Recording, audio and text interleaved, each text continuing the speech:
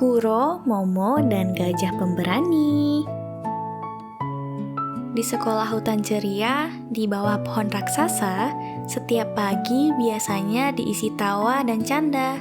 Ada yang main kejar-kejaran, ada yang main petak umpet. Tapi, coba lihat ke sana. Di pohon dekat ayunan, ada Kuro si kura-kura. Biasanya, Kuro adalah pencerita ceria tentang koleksi kerikil berkilaunya. Tapi sekarang, ia lebih sering menyembunyikan kepalanya di dalam tempurung. Tempurungnya terasa berat sekali, bukan karena memang berat, tapi karena hatinya dipenuhi kesedihan. Penyebabnya adalah Momo si monyet. Momo sebenarnya tidak jahat. Ia hanya berpikir bahwa menjadi yang paling lucu adalah cara untuk menjadi populer. Siang itu, saat Kuro berjalan pelan menuju kantin. Wih, teman-teman, lihat. Ada kereta api super lambat lewat. Tutut. Kuro, kalau kamu lomba lari sama siput, kira-kira siapa yang menang ya?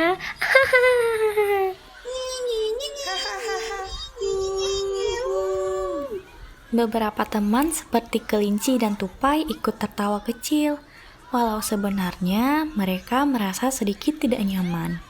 Mereka adalah para saksi. Mereka melihat, tapi tidak tahu harus berbuat apa.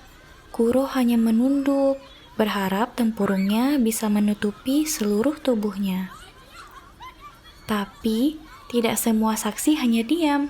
Dari kejauhan, Hopi si gajah memperhatikan dengan telinga lebarnya. Hopi melihat wajah Kuro yang murung dan tawa Momo yang kelewatan. Ini namanya bukan bercanda lagi. Tertawa di atas kesedihan teman itu tidak lucu sama sekali. Aku harus melakukan sesuatu. Hopi ingat pelajaran dari Bu Huna tentang 3 langkah pertolongan pertama psikologis. Pertama, melihat dengan peka. Hopi sudah melihat Kuro tidak baik-baik saja. Kedua, mendengarkan dengan hati. Kuro, aku merasakan kamu sedang sedih ya? Apa karena ucapan Momo tadi? Iya. Tiap hari, Hopi, Momo selalu bilang aku lambat. Teman-teman ikut tertawa. Aku jadi merasa jelek dan tidak berguna. Hopi tidak langsung bilang, "Sabar ya," atau "Jangan didengerin." Ia hanya mengangguk dan berkata, Terima kasih karena sudah cerita padaku, Kuro. Kamu tidak sendirian. Sekarang, ayo kita lakukan langkah ketiga. Menghubungkan dengan bantuan. Kita temui Bu Huna yuk. Di depan Bu Huna, Hopi menceritakan semuanya. Bu Huna lalu memanggil Momo, bukan untuk memarahinya, tapi untuk mengajaknya bicara. Momo, lelucon itu seperti gelitikan.